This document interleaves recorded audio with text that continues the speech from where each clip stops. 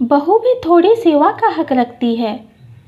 मेघा, मेरा वॉलेट और घड़ी दो जल्दी, मुझे लेट हो रहा है। हाँ अभी आई, ये लो अपना वॉलेट। सुनो, शाम को आते वक्त पापा जी की दवाइयाँ लेते आना। ठीक है, रोज कोई ना कोई काम बता ही देती हो।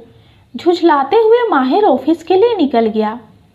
तभी अंदर से ससुर जी की आवाज़ आई, बहू जरा मेरा चश्मा देखना, कहाँ रख दिया? ये लीजिए पापा जी, सुबह अपने टीवी के पास रख दिया था। बहू जरा वो अखबार भी पकड़ा देना, कुर्सी पर बैठे बैठे ही उन्होंने कहा। मेघा की सासू माँ बिमला जी जो पूजा करने बैठी थी, उन्होंने ससुर जी की तरफ तिरछी नज़रों से देखा। बाद में उन्होंने अपने पति को कहा, आप हर एक छोटे मोटे काम के लिए बहू को आवाज़ क्यों लगाते रहते हो? थोड़ा बहुत तो खुद भी हिलडुल लिया करो। उस बेचारी की सुबह से शाम तक फिरकी बनी रहती है। अरे भाग्यवान, बहू तो होती ही है सेवा करने के लिए, फिर मैं थोड़े ही कोई भारी काम करवाता हूँ। बात हल्के और भारी काम की नहीं है, लेकिन हमें अपने काम खुद करने की आदत होनी चाहिए। वो शिकायत नहीं करती, इसका मतलब ये तो नहीं कि सारे काम का जिम्मा सिर्फ उसी का है। तुम तो अनोखी सास हो। सबके घरों में तो सास ही तानाशाही करती है, लेकिन तुम तो ससुर को ही तानाशाह बना रही हो। हरीश जी ने दांत खिसियाते हुए कहा, जी सास तो मैं हूँ, लेकिन हूँ तो मैं भी एक औरत ना।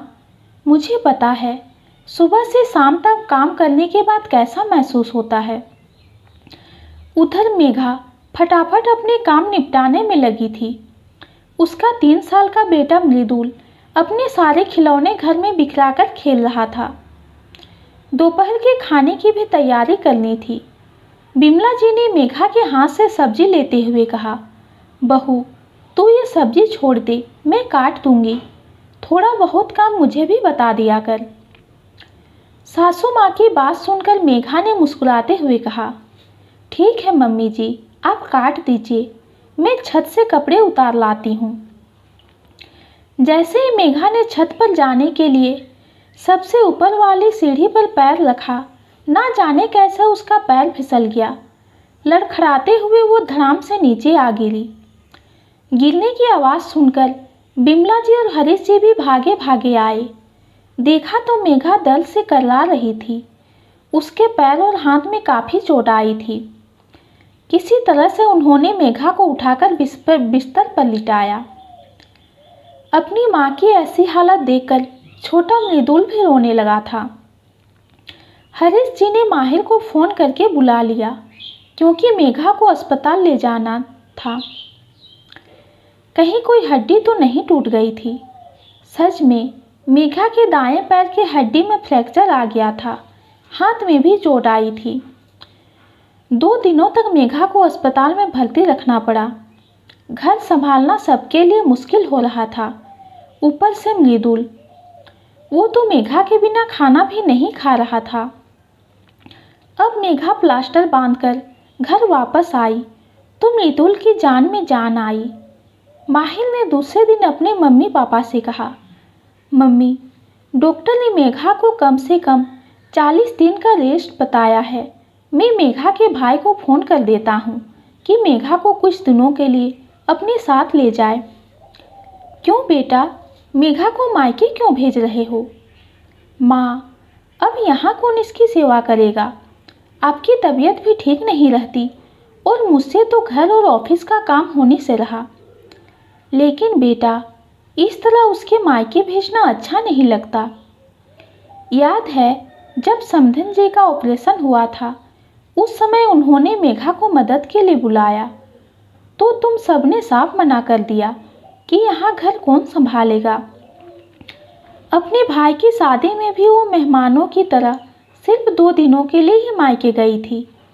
बेटा, 5 साल से मेघा पूरा घर संभाल रही है, हम सबकी सेवा कर रही है, तो क्या हम सब मिलकर 1 डेढ़ महीना उसकी देखभाल नहीं कर सकते? सिर्फ मुसीबत के वक्त मायके वालों को परेशान करना ठीक नहीं है। माँ का तर्क सुनकर माहिर की गर्दन नीचे झुक गई। आप बोल तो ठीक रही हैं मम्मी, लेकिन इतना काम कैसे होगा? बेटा, रसोई का काम मैं देख लूँगी। हम कुछ दिनों के लिए एक आया रख लेंगे जो मेघा की देखभाल कर देगी और घर की साफ सफाई कर देगी। और तुम और तुम्हारे पापा को भी घर के कामों में हाथ बटाना होगा और मिलजुल को भी संभालना है। माना कि मेघा की तरह नहीं, लेकिन क्या हम इतने लोग मिलकर कुछ दिनों अपनी बहू की सेवा नहीं कर सकते? ठीक है माँ, मैं आज ही कोई आया ढूंढता हूँ। अंदर कमरे से लेटी हुई मेघा की आंखें सजल हो गई थी। उसे आज अपने इतने सालों की सेवा का फल जो मिल गया था।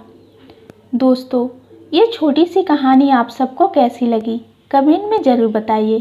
कहानी पसंद आती है तो चैनल को लाइक और सब्सक्राइब कीजिए। कहानी सुनने के लिए आपका बहुत बहुत धन्यवाद।